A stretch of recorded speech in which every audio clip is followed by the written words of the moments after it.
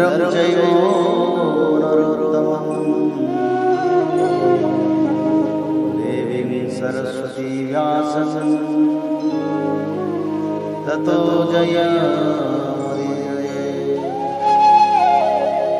मोकं करोति वाचालं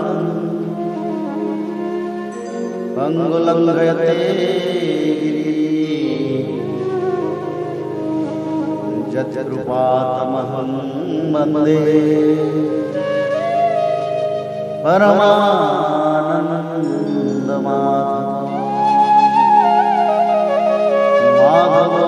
माधवो वाक्यं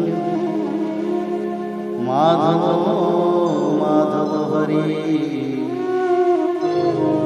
परन्ते साधवा नित्यं सकलकार्येषु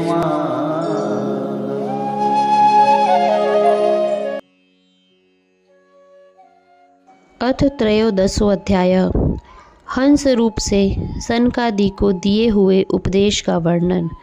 भगवान श्री कृष्ण कहते हैं, प्रिय उद्धव, सत्व, रज और तम ये तीनों बुद्धि के गुण हैं, आत्मा के नहीं। सत्व के द्वारा रज और तम इन दो गुणों पर विजय प्राप्त कर लेनी चाहिए। तदंतर सत्व गुण की शांत वृत्ति के द्वारा उसकी दया आदि वृत्तियों को भी शांत कर देना चाहिए। जब सत्वगुण की वृद्धि होती है तभी जीव को मेरे भक्ति रूप सर्वधर्म की प्राप्ति होती है। निरंतर सात्विक वस्तुओं का सेवन करने से ही सत्वगुण की वृद्धि होती है और तब मेरे भक्ति रूप स्वधर्म में प्रवृत्ति होने लगती है। जिस धर्म के पालन से सत्वगुण की वृद्धि हो वही सबसे सर्वश्रेष्ठ है। वह धर्म रजोगुण और तमोगुण को नष्ट कर देता है। जब वे दोनों नष्ट हो जाते हैं तब उन्हीं के कारण होने वाला अधर्म भी शीघ्र ही मिट जाता है। शास्त्र, जल, प्रजनन, देश, समय, कर्म, जन्म, ध्यान, मंत्र और संस्कार, ये 10 वस्तुएं यदि सात्विक हों तो सत्वगुण की, राजसिक हो तो रजोगुण की और तामसिक हो तो तमोगुण की वृद्धि करती है। इनमें से शास्त्रज्ञ महात्मा जिनकी प्रशंसा करते हैं वे सात्विक है, जिनकी निंदा करते हैं वे तामसिक है और जिनकी उपेक्षा करते हैं वे वस्तुएं राजसिक हैं। जब तक अपने आत्मा का साक्षात्कार तथा स्थूल सूक्ष्म शरीर और उनके कारण तीनों गुणों की निवृत्ति ना हो तब तक मनुष्य को चाहिए कि सत्वगुण की वृद्धि के लिए सात्विक शास्त्र आदि का ही सेवन करें, क्योंकि उससे धर्म की वृद्धि होती है और धर्म की वृद्धि से अंतःकरण शुद्ध होकर आत्म तत्व का ज्ञान होता है।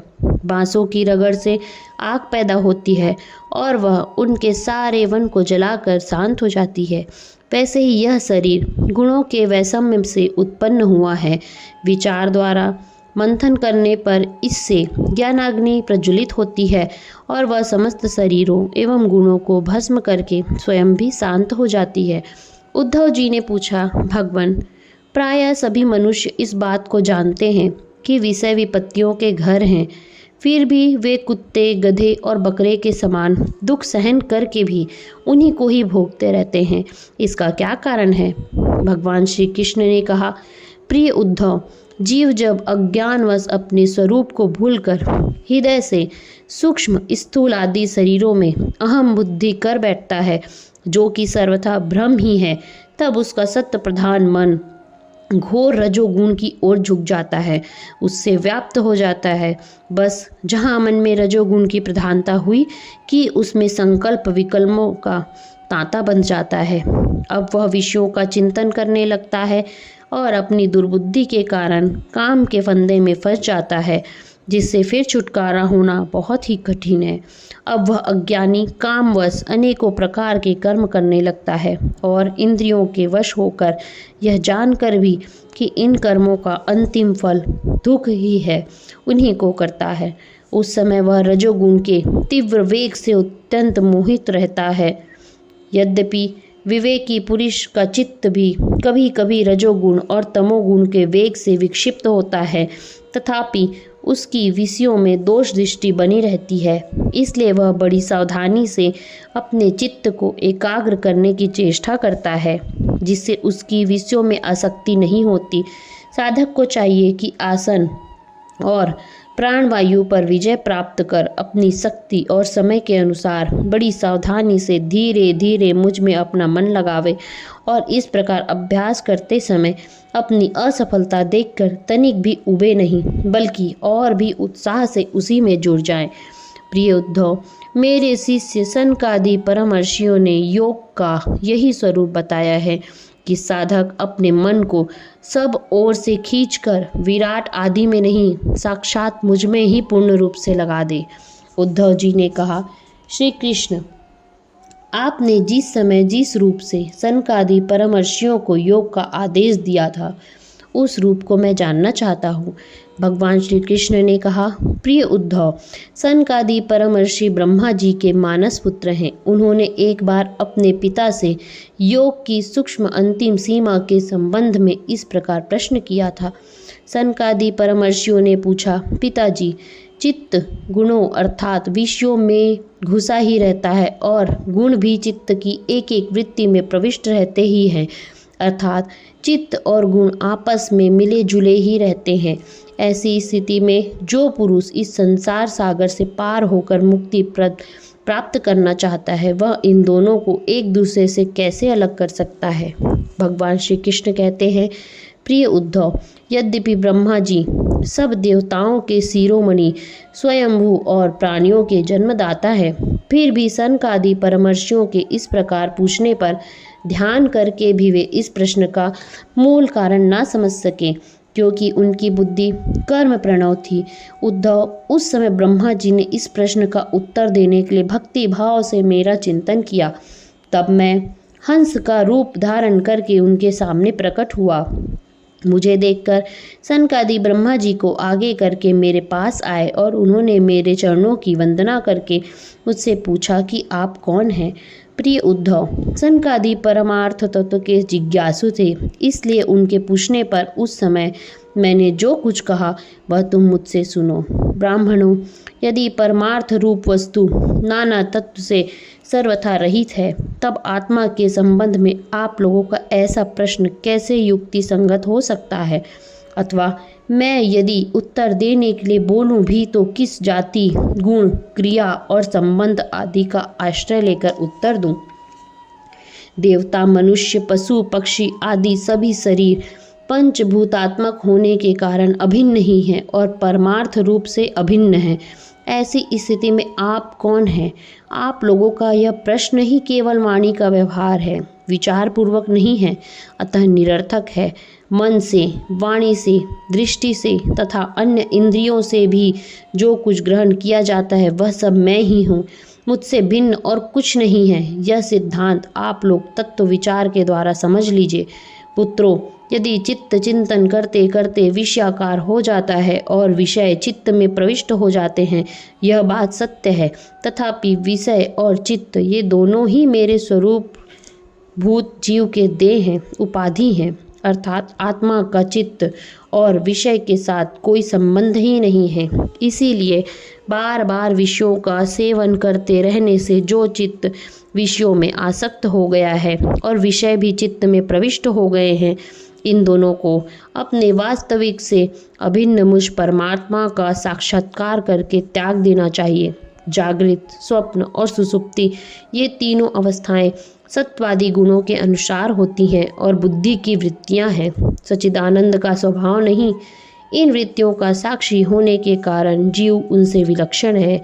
यह सिद्धांत श्रुति, युक्ति और अनुभूति से युक्त है, क्योंकि बुद्धि वृत्तियों के द्वारा होने वाला यह बंधन ही आत्मा में त्रिगुणमयी वृत्तियों का दान करता है।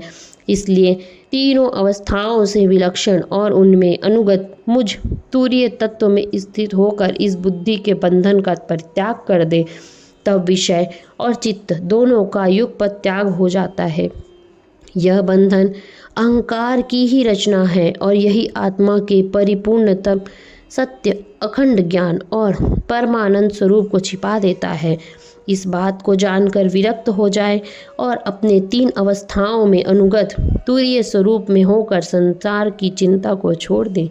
जब तक पुरुष की भिन्न भिन्न पदार्थों में सत्यत्व बुद्धि, अहम बुद्धि और मम बुद्धि युक्तियों के द्वारा निवृत्त नहीं हो जाती, तब तक वह अज्ञानी यद्यपि जागता है तथापि सोता हुआ सा रहता है। जैसे स्वप्न अवस्था में जान पड़ता है कि मैं जाग रहा हूँ। आत्मा से अन्य देह आदि प्रतीयमान नाम रूपात्मक प्रपंच का कुछ भी अस्तित्व नहीं है। इसीलिए उनके कारण होने वाले वर्णाश्रमादि भेद, स्वर्गादि फल और उनके कारणभूत कर्म, ये सब के सब इस आत्मा के लिए वैसे ही मिथ्या हैं जैसे स्वप्नदर्शी पुरुष के द्वारा देखे हुए सब के सब पदार्थ। जो जागृत अवस्था में समस्त इंद्रियों के द्वारा बाहर दिखने वाले संपूर्ण क्षण भंगुर पदार्थों को अनुभव करता है और स्वप्नावस्था में हृदय में ही जागृत में देखे हुए पदार्थों के समान ही वासनामय विषयों का अनुभव करता है और सुसुप्ति अवस्था में उन सब विषयों को समेटकर उनके लय को भी अनुभव करता है, वह एक ही है। जागृत अवस्था के इंद्रिय, स्वप्नावस्था के मन और सुसुप्ति के संस्कारवती बुद्धि का भी वही स्वामी है, क्योंकि वह त्रिगुण में तीनों अवस्थाओं का साक्षी है। जिस मैंने स्वप्न देखा, जो मैं सोया, वही मैं जाग रहा हूँ, इस स्मृति के बल पर एक ही आत्मा का समस्त अवस्थाओं में होना सिद्ध हो जाता है। ऐसा विचार कर मन की ये तीनों अवस्थाएं गुणों के द्वारा मेरी माया से मेरे अंश स्वरूप जीव में कल्पित की गई है और आत्मा में ये नितांत असत्य है, ऐसा निश्चय करके तुम लोग अनुमान सत्पुरुषों द्वारा किए गए उपनिषदों के श्रवण और तीक्ष्ण ज्ञान खड़क के द्वारा सकल संशयों के आधार अहंकार का छेदन करके हृदय में स्थित मुझ परमात्मा का भजन करो। यह जगत मन का विलास है, दिखने पर भी नष्ट प्राय है, अलाद चक्र लुकारियों की बनेठी के समान अत्यंत चंचल है और ब्रह्म मात्र है, ऐसा समझे। ज्ञाता और ज्ञेय के भेद से रहित एक ज्ञान स्वरूप आत्मा ही अनेक सा प्रतीत हो रहा है। यह स्थूल शरीर, इंद्रिय और अंतःकरण रूप 3 प्रकार का विकल्प गुणों के परिणाम की रचना है और स्वप्न के समान माया का खेल है, अज्ञान से कल्पित है। इसलिए उस देहादि रूप दृश्य से दृष्टि हटाकर तृष्णा रहित इंद्रियों के व्यापार से हीन और निरीह होकर आत्मानंद के अनुभव में मग्न हो जाएं। यद्यपि कभी कभी आहार आदि के समय यह देहादिक प्रपंच देखने में आता है, तथापि यह पहले ही आत्मवस्तु से अतिरिक्त और मिथ्या समझकर छोड़ा जा चुका है। इसलिए वह पुनः भ्रांति मूलक मोह उत्पन्न करने में समर्थ नहीं हो सकता। देहपात पर्यंत केवल संस्कार मात्र उसकी प्रतीति होती है। जैसे मदिरा पीकर उन्मत्त पुरुष यह नहीं देखता कि मेरे द्वारा पहना हुआ वस्त्र शरीर पर है या गिर गया, वैसे ही सिद्ध पुरुष जिस शरीर से उसने अपने स्वरूप का साक्षात्कार किया है वह प्रारब्धवश खड़ा है, बैठा है या दैवश कहीं गया या आया है, नश्वर शरीर संबंधी इन बातों पर दृष्टि नहीं डालता। प्राण और इंद्रियों के साथ यह शरीर भी प्रारब्ध के अधीन है, इसलिए अपने आरंभक बनाने वाले कर्म जब तक हैं तब तक उनकी प्रतीक्षा करता ही रहता है। परंतु आत्मवस्तु का साक्षात्कार करने वाला तथा समाधि पर्यंत योग में आरूढ़ पुरुष स्त्री, पुत्र, धन आदि प्रपंच के सहित उस शरीर को भी कभी स्वीकार नहीं करता, अपना नहीं मानता। जैसे जगा हुआ पुरुष स्वप्नावस्था के शरीर आदि को। सनकादि ऋषियों, मैंने तुमसे जो कुछ कहा है वह सांख्य और योग दोनों का गोपनीय रहस्य है। मैं स्वयं भगवान हूँ, तुम लोगों को तत्वज्ञान का उपदेश करने के लिए ही यहाँ आया हूँ, ऐसा समझो। विप्रो, मैं योग, सांख्य, सत्य, रित, मधुर भाषण, तेज, श्री, कीर्ति और दम, इंद्रिय निग्रह, इन सब का परम गति परम अधिष्ठान हूँ। मैं समस्त गुणों से रहित हूँ और किसी भी अपेक्षा नहीं रखता, फिर भी साम्य, असंगता आदि सभी गुण मेरा ही सेवन करते हैं, मुझ में ही प्रतिष्ठित हैं, क्योंकि मैं सबका हितैषी, सुहृद, प्रियतम और आत्मा हूँ। सच पूछो तो उन्हें गुण कहना ही भी ठीक नहीं है, क्योंकि वे सत्वादि गुणों के परिणाम नहीं हैं और नित्य हैं। प्रिय उद्धव, इस प्रकार मैंने सनकादि मुनियों के संशय मिटा दिए। उन्होंने परम भक्ति से मेरी पूजा की और स्तुतियों के द्वारा मेरी महिमा का गान किया। जब उन परम ऋषियों ने भली भांति मेरी पूजा और स्तुति कर ली, तब मैं ब्रह्मा जी के सामने ही अदृश्य होकर अपने धाम में लौट आया। इति श्रीमद्भागवते महापुराणे पारमहंस्या संहितायामेकादश स्कन्धे त्रयोदशोऽध्यायः।